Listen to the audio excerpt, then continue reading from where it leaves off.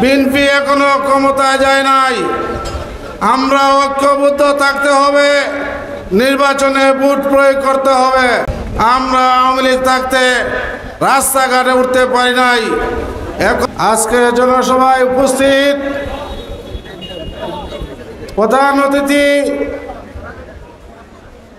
ইকবাল হাসান মাহমুদ টুকু ভাই, উপস্থিত হবিগঞ্জের জননন্দিত মেয়র আলহাজ জিকে ঘোষ, উপস্থিত অতিথিবৃন্দ ও জনসভার সকল অঙ্গসংগঠনের নেতৃবৃন্দ, আসসালামু আলাইকুম।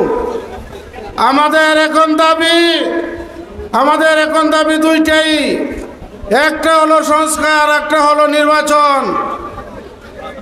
অতি সত্বর সংস্কার করে নির্বাচন চাই, আর নির্বাচনের স্বচ্ছতা চাই স্বল্প সময়ের মধ্যে। আমরা দীর্ঘ 17 বছর মানুষের ভোট প্রয়োগ করতে পারিনি। আমি উপদেষ্টা কর্মকর্তাকে আহ্বান জানাতে চাই, আমাদের নির্বাচন করার ব্যবস্থা করে দেন। আমরা 17 বছর পরে উন্মুক্তভাবে ভোট প্রয়োগ করতে চাই। 18 সালের নির্বাচন 1-1.5 ঘন্টার মধ্যেই আমাদের আলহাজ জিকে ঘোষ ভাই 86,000 ভোট পেয়েছিলেন। মানুষ এত উগ্রীব ছিল, যদি 1 ঘন্টা সময় পেত আলহাজ জিকে ঘোষ ভাই পাস করত।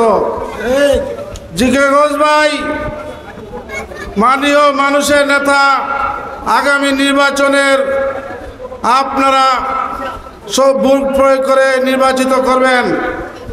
আমি আহ্বান জানাতে চাই সকল নেতৃবৃন্দকে, বিএনপি এখনো ক্ষমতায় যায় নাই।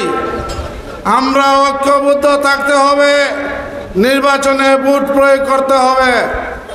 তাই আমি বলতে চাই, আওয়ামী লীগের দূষর ছাড়া সঙ্গ দেওয়া আমাদের এইটা বর্জন করতে হবে। আমরা আওয়ামী লীগ থাকতে রাস্তাঘাটে উঠতে পারি নাই। এখন আওয়ামী লীগের দূষররাই সব সময় তারা সঙ্গ দিচ্ছে আর আমাদের বিএনপি নামে কলঙ্ক লাগাচ্ছে। আমি হুঁশিয়ার করে দিতে চাই, যারা আওয়ামী লীগের দূষর এইসব কাজ থেকে বর্জন করবে থাকবেন। আমি সকল নেতৃবৃন্দকে, সকল অঙ্গ সংগঠনের নেতৃবৃন্দকে আহ্বান জানাতে চাই, আপনারা ধৈর্য সহকারে এই আজকে জনসভাকে সুন্দর ও সফল করে সার্থক করে তুলেছেন। সেজন্য সকল অঙ্গ সংগঠনের নেতৃবৃন্দকে আমি ধন্যবাদ জানিয়ে আগামী দিনের জনসভায় উপস্থিত থাকবেন এই আশা ব্যক্ত করে আমার বক্তব্য শেষ করছি। সবাইকে ধন্যবাদ। পাশাপাশি আজকের জনসভা সমাপ্তি ঘোষণা করছি। আসসালামু আলাইকুম।